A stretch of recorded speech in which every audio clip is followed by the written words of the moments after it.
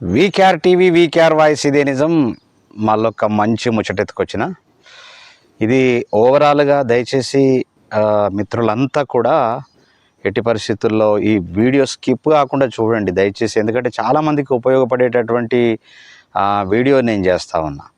అదేవిధంగా మీరు సబ్స్క్రైబ్ చేయడం మాత్రం మర్చిపోకండి, లైక్ చేయడం మర్చిపోకండి. అదేవిధంగా షేర్ చేసి కామెంట్ చేయండి. 10 మందికి తెలిస్తే తప్ప మనకు ఇది అంటే తెలిస్తే వాళ్ళు ఆలోచిస్తారు, దానికోసం మాత్రమే, వేరే ఆలోచన కాదు. విషయం ఏంటంటే 15 ఏళ్ళు అంటే 2001 నుండి అనుకోవచ్చు, 2001 నుంచి 2014 వరకు తెలంగాణ ఉద్యమం కోసము నిరంతరంగా పోరాటం చేసినటువంటి అనేక మంది ఉద్యమకారులు ఉన్నారు. అనేక మంది పోరాట ప్రతిఫలమే వాస్తవానికి తెలంగాణ. ఇది అందరూ ఒప్పుకోవాలా, ఒప్పుకుంటారు కూడా, అది కూడా వాస్తవం. ఆ తర్వాత జరిగినటువంటి పరిణామాలు 10 ఏళ్ళు కేసీఆర్ పరిపాలన అనేటటువంటిది ఏమేం చేసిండు, ఎవరికి చేసిండు, ఎందుకు చేసిండు అనేటటువంటిది స్పష్టంగా అందరికీ తెలిసినటువంటి ముచ్చట్నే. అది కూడా నేను మళ్ళీ గుర్తు చేయవలసినటువంటి అవసరం లేదు. ఆ తర్వాత కాంగ్రెస్ ప్రభుత్వం వచ్చింది. కాంగ్రెస్ ప్రభుత్వం ఎందుకు వచ్చింది అనేటటువంటిది ఇక్కడ కాంగ్రెస్ ప్రభుత్వం ఎట్లొచ్చింది ఏంటి అనేది కూడా మనం స్పష్టంగా మాట్లాడుకుందాం. కేసీఆర్ చేసినటువంటి తప్పిదాలే ఇవాళ రేవంత్ రెడ్డి చేస్తున్నట్లు మనకు స్పష్టంగా తెలుస్తూ ఉన్నది. మీరు కూడా గమనించాలి కొన్ని, ఎందుకంటే కేసీఆర్ కొన్ని గణపతి మంటపాల దగ్గరికి రాకపోవడము, తర్వాత జర్నలిస్టుల మీటింగ్లకు రాకపోవడము, విద్యార్థుల మీటింగ్ రాకపోవడము, అవన్నీ కొన్ని. కేసీఆర్ మాత్రం రాలేదు, ఎక్కడికి కూడా రాలేదు, ఏ ఫంక్షన్లకు రాలేదు. రేవంత్ రెడ్డి గారు వస్తూ ఉన్నారు. సరే, రేవంత్ అన్న అంటే ఆయనకు కోపం వస్తుందేమో, ఎందుకంటే నాకు వాస్తవానికి ఆయన పరిచయం ఉన్నప్పటి నుంచి, అంటే నన్ను గుర్తుపడతాడో ఇప్పుడైతే తెలియదు, కానీ నాకు పరిచయం ఉన్నప్పటి నుంచి మాత్రం నేను అన్న సంబోధించిన, ఎప్పుడు కలిసినా అన్న నమస్తే అని చెప్పేసి అన్నటువంటి సందర్భాలు ఉన్నాయి. అది చెప్పుకున్న ఉపయోగం లేదు, ఎందుకంటే ఆయన ముఖ్యమంత్రి అయ్యిండు కాబట్టి. ఎందుకంటే మనము ఫలానోళ్ళతోని క్లోజు, వాళ్ళు ఎదిగిన తర్వాత ఫలానోళ్ళు నాకు క్లోజు, ఫలానోళ్ళతో నాకు సంబంధం ఉన్నది ఏంటంటే ఎవరు నమ్మే పరిస్థితి లేదు. ఎందుకంటే నువ్వు ఆనే ఉన్నావు, వాళ్ళేమో ఎక్కడో ఉన్నారు, నీకేం పరిచయం రాబాయ్ అనేటటువంటి పరిస్థితి కంపల్సరీ ఉంటుంది. కేసీఆర్ చేసినటువంటి తప్పిదాలే రేవంత్ రెడ్డి చేస్తున్నాడు అనేటటువంటిది స్పష్టంగా తెలుస్తూ ఉంది అక్కడ. ఎట్లా అంటే కేసీఆర్ 15 సంవత్సరాలు నిరంతరంగా ఉద్యమం చేసినటువంటి ఉద్యమ వ్యక్తులు ఎవరైతే ఉన్నారో, ఉద్యమం చేసినటువంటి ఎవరైతే ఉద్యమకారులు ఉన్నారో వాళ్ళందరినీ కూడా పక్కకు పెట్టి కొత్త వాళ్ళను తీసుకొని కొత్త వాళ్ళకు అకామిడేట్ చేసి కొత్త వాళ్ళకు లైఫ్ ఇచ్చాడు. ఇది వాస్తవము. ఎవరినన్నా అడగొచ్చు, మీరు వీడియోలు చూసినా తెలుస్తుంది. అనేక మంది మాట్లాడుతున్నటువంటి విషయాలు మాత్రం తెలుసు. సరే, దాంట్లో కొంతమంది ఉద్యమకారులు ఉండొచ్చు, నేను కాదన. అట్లనే 75% నుంచి 80% ఉద్యమంలో లేనటువంటి వాళ్ళు, వ్యతిరేకించినటువంటి వాళ్ళకు అవకాశం ఇచ్చిండు.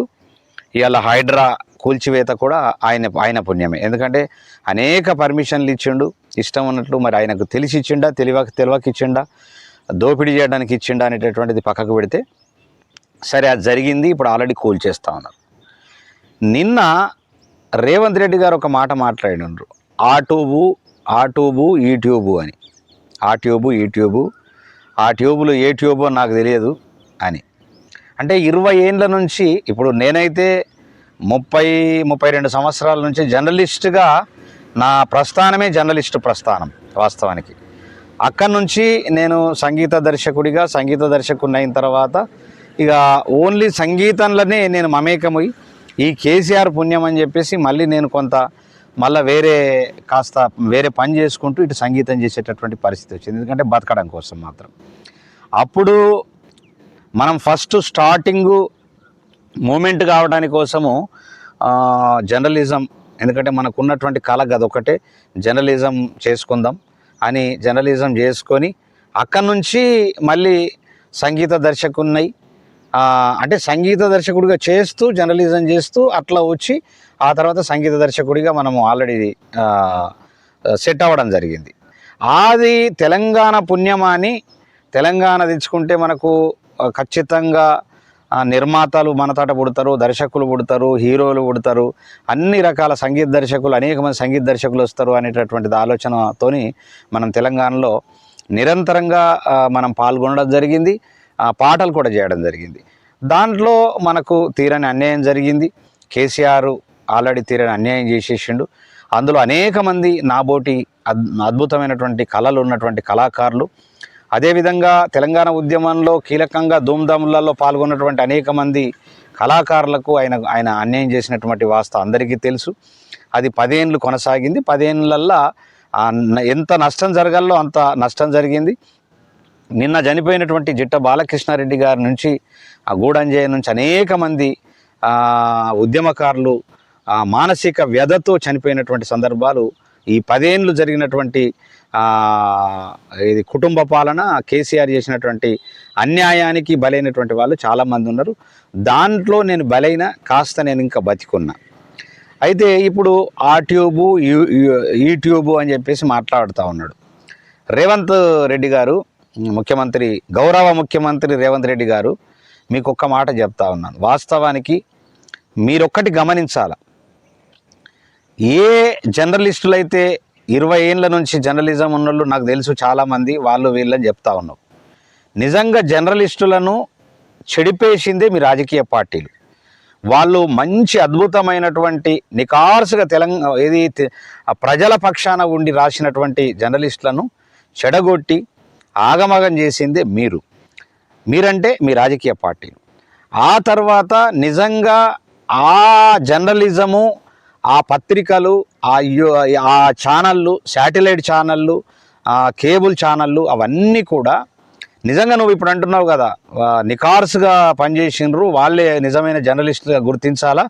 వాస్తవానికి ఈ ట్యూబ్ ఆ ట్యూబ్ ఏంది, వాడేవాడో వీడేవాడో అని చెప్పేసి మాట్లాడుతూ ఉన్నారు కదా. నిజంగా నువ్వు గుండె మీద చెయ్యేసుకొని నువ్వు ఒకసారి ఆలోచించు.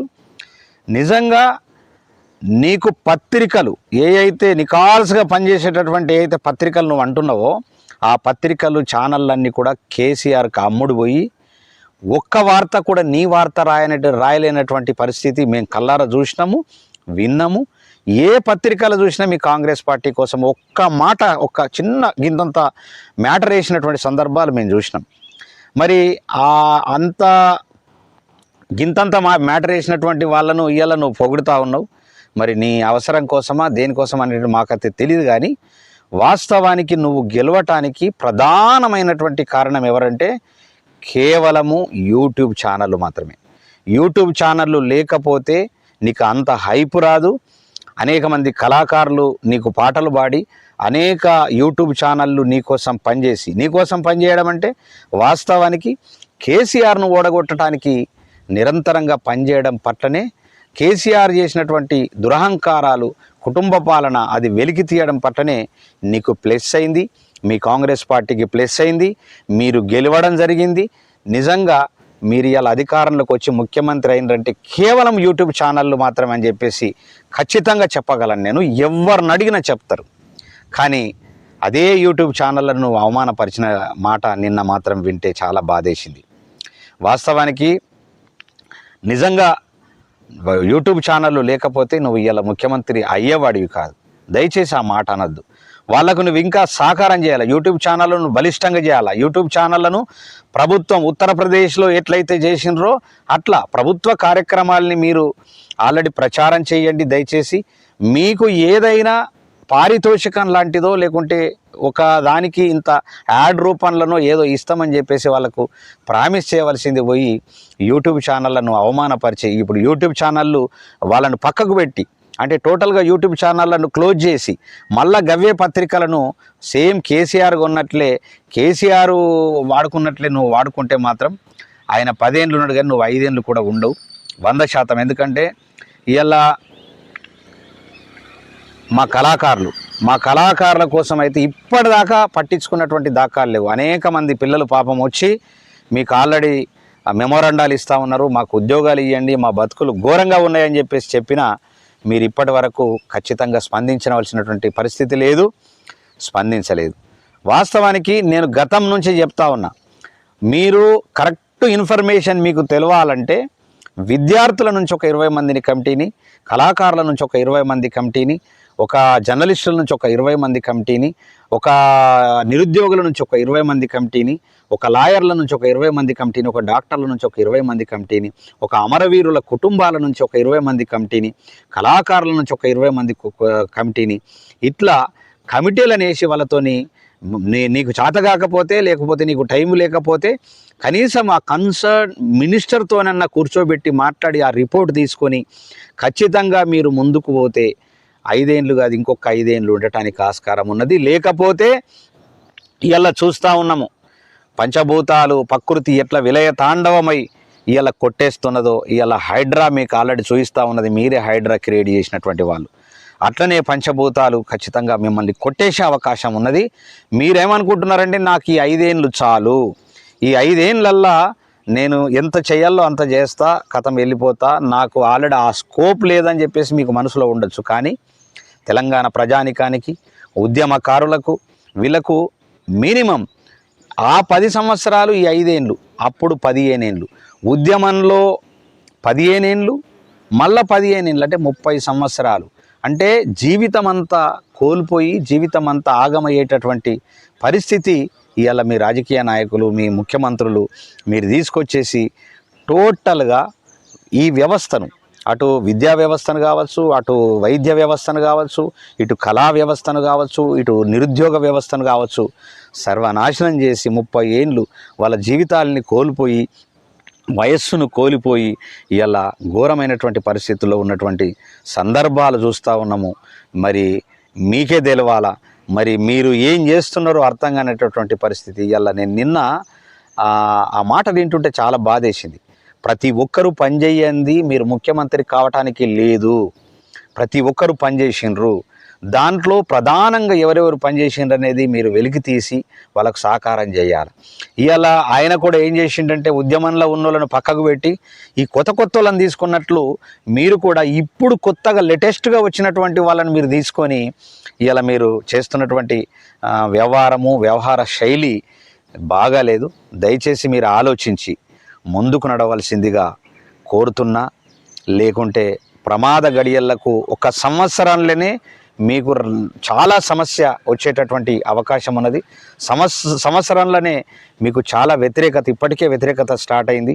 ఎందుకంటే హైడ్రాతోని కొంత అయితే, అదేవిధంగా కళాకారుల నుంచి కొంత, నిరుద్యోగుల నుంచి కొంత, ఆల్రెడీ అమరవీరుల కుటుంబాల నుంచి కొంత, వాళ్ళందరినీ కూడా పట్టించుకోకుండా ఇవాళ మీరు చేస్తున్నటువంటి వ్యవహారం ఇవాళ బాగాలేదు.